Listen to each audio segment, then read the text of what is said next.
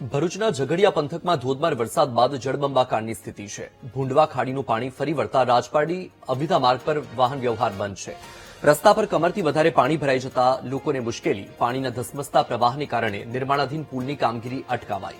નિર્માણાધીન પુલનું કામ કરતા જે શ્રમિકો છે વરસાદી પાણીના પ્રવાહમાં ફસાઈ ગયા. ઘટનાની જાણ થતા રાજપારડી પોલીસે તાત્કાલિક શ્રમિકોનું રેસ્ક્યુ કર્યું. પુલના કામમાં ઉપયોગમાં લેવાતા 3 ટ્રેક્ટર અને 1 કાર પાણીમાં ડૂબ્યા.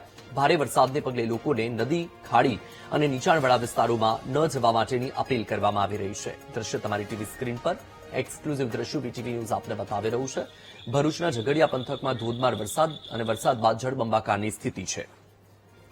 વધુ માહિતી આપી રહ્યા છે સંવાદદાતા ગૌરવ. ગૌરવ, ભરૂચના ઝઘડિયામાં ભારે વરસાદ છે, લોકો ફસાયેલા હોય અને રેસ્ક્યુ કર્યું હોય તેવા પણ દ્રશ્યો સામે આવ્યા છે. અત્યારે વર્તમાન પરિસ્થિતિ શું? પાણી ભરાયેલા છે કે કેમ? વરસાદ બંધ થયો કે કેમ?